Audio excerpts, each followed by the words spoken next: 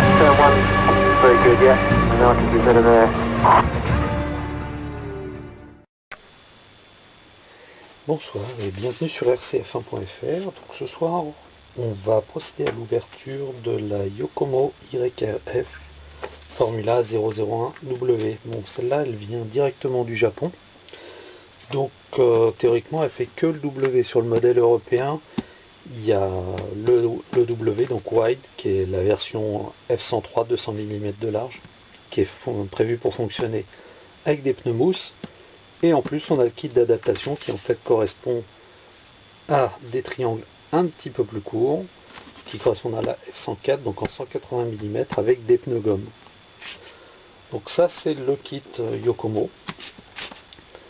C'est un kit, c'est un nouveau Pro Kit, comme un peu comme les autres. Si vous voulez regarder, on est à peu près dans le même facteur de forme que ce qu'on avait découvert sur la SP1 de Speed Passion.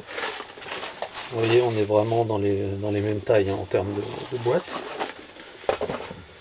Donc là, la différence de la Yokomo par rapport à la concurrence, je vous le montre tout de suite, c'est que Yokomo fournit les roues pour de la mousse, hein, et Yokomo fournit l'aileron avant et l'aileron arrière. Ça fait toute la différence par rapport aux autres kits qui, eux, sont fournis en règle générale sans les roues, sans les pneus, sans les jantes et sans les ailerons. On a aussi reçu une carrosserie qui va avec, mais je pense pas qu'elle soit comprise dans le kit tel qu'on le reçoit. Donc maintenant, au niveau de l'ouverture, donc on a le châssis carbone 3 mm qui est plus épais que celui de la SP1 qu'on a testé. Donc les triangles dont je parlais en version large et version étroite, ainsi que le support moteur. Ça, c'est tout ce qui contient le train avant. Donc ça se place directement sur la plaque carbone qui sert de suspension avant. On va procéder là, c'est les links. Tiens, il y a même 2 lignes d'avance, donc il y en a 4 en tout. Le support de carrosserie, le support batterie, un peu de visserie, les triangles, les ressorts pour la suspension latérale. Ici, on a un gros paquet avec la plaque carbone dont je parlais, qui est en une seule pièce, en version large en dessous, en version étroite au-dessus.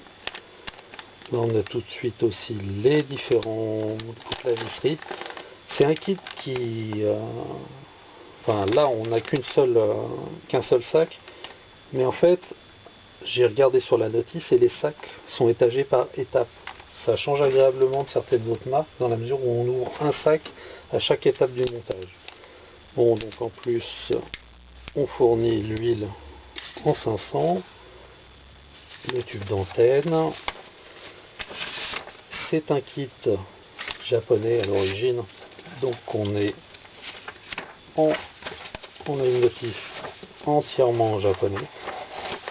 Comme vous le voyez, et comme ce que je vous disais, c'est à chaque fois qu'on a une étape de montage, on a un petit sachet. Donc sachet 1, sachet 2.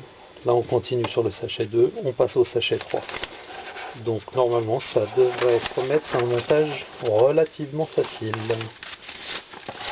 Voilà, donc là on a fait à peu près le tour. Évidemment, je suis nul en japonais, donc je ne vais pas me contenter de la notice japonaise. Mais Yokomo, qui fait bien les choses, nous a fourni la version anglaise du manuel, qui est tout aussi claire, mais cette fois-ci en anglais, donc ça devrait être un petit peu plus facile.